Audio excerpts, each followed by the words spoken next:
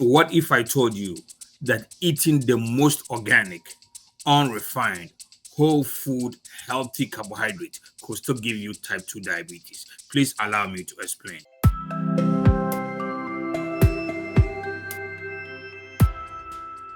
My name is Dr. Ennin, doctorate pharmacist and a functional medicine doctor. And again, welcome to the channel.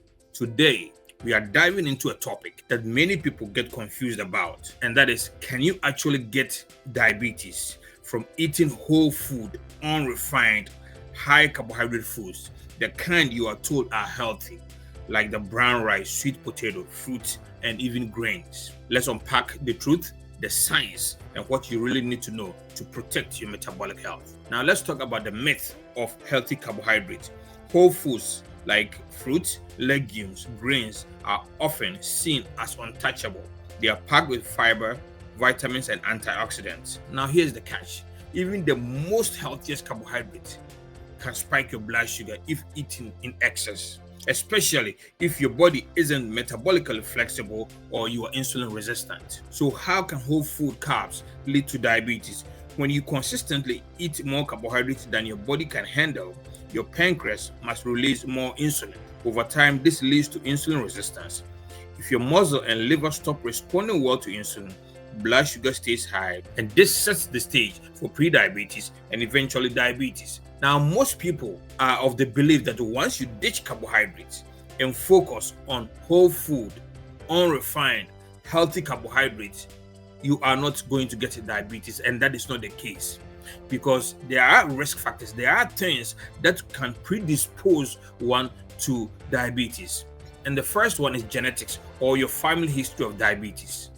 So if you have the genetic predisposition, if you have a family history of diabetes, then you need to be careful how you go about things in terms of your carbohydrate consumption.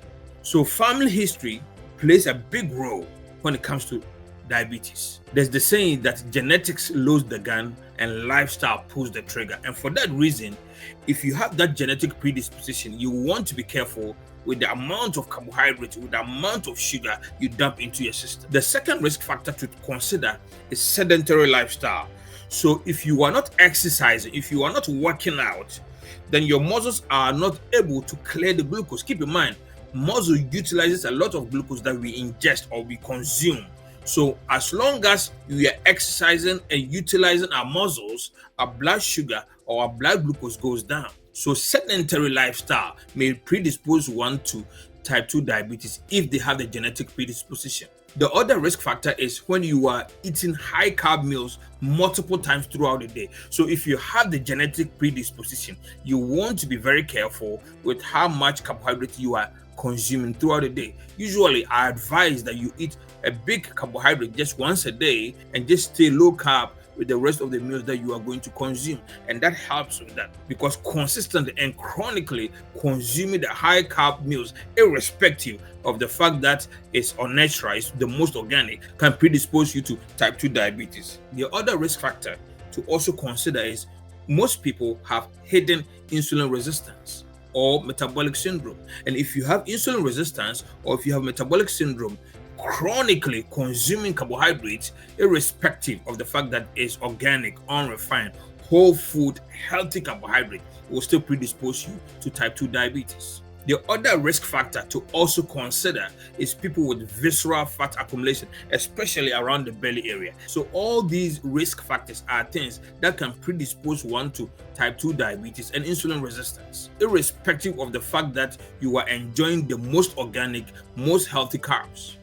So these are some of the things that we want to be mindful of. And I'll give you an example. Let's say someone eats large portions of sweet potatoes, fruits, lentil, and whole grain every day. No soda, no junk, but they hardly exercise and they've got family history of diabetes. Over years, they develop belly fat, fatigue after meals, and eventually get diagnosed with pre-diabetes. So what do you have to do to mitigate this epidemic? The first one is practice portion control, even with healthy carbs. The other thing to do is what I call establishing your plate. So you pair your carbohydrate with healthy fat and protein. You want to optimize your protein. You want to make sure that you have good amount of healthy fat on every plate, what I call establishing your plate, making sure that all these are present. The three macronutrients, the fat, the protein, the carbohydrates, are all present in good amount so that they will offset the blood sugar spike. The other thing to do is to increase physical activity, especially strength training. I'm also a firm believer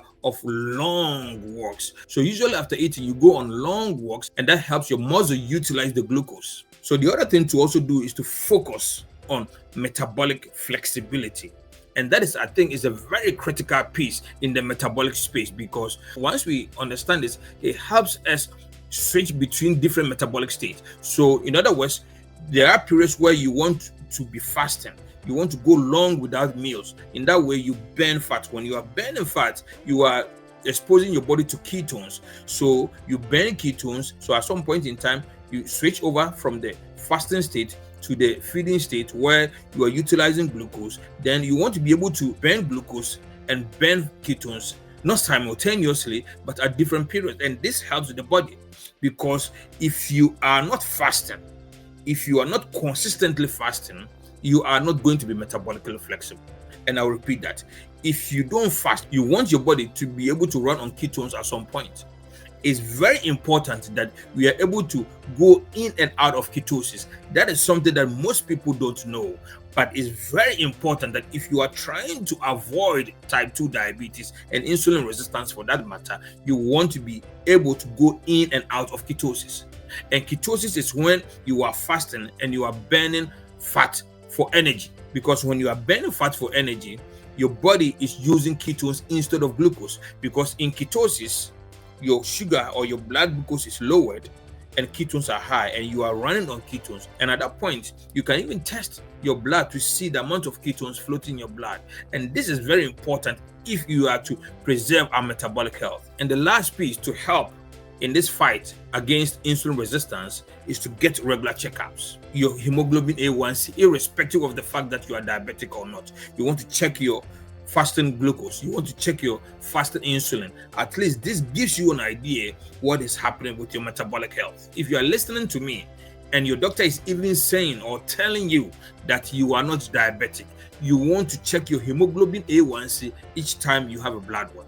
You also want to check your fasting glucose, and you also want to check your fasting insulin. It's a very important piece, because most people that I tend to see will have normal blood glucose levels in terms of A1C, but they will have high levels of insulin. And that is a recipe for metabolic chaos. So in wrapping up, yes, even the most natural carbohydrate can contribute to type 2 diabetes if your lifestyle and genetics aren't aligned with that carb load. It's not just about the quality of carbs, it's also about the quantity and your personal metabolic context. And this is another pearl of health wisdom. If you found this content helpful, please smash the like button, share with someone who needs to hear this, and don't forget to subscribe so that we can keep this conversation going. Thanks for watching. I will see you in the next video.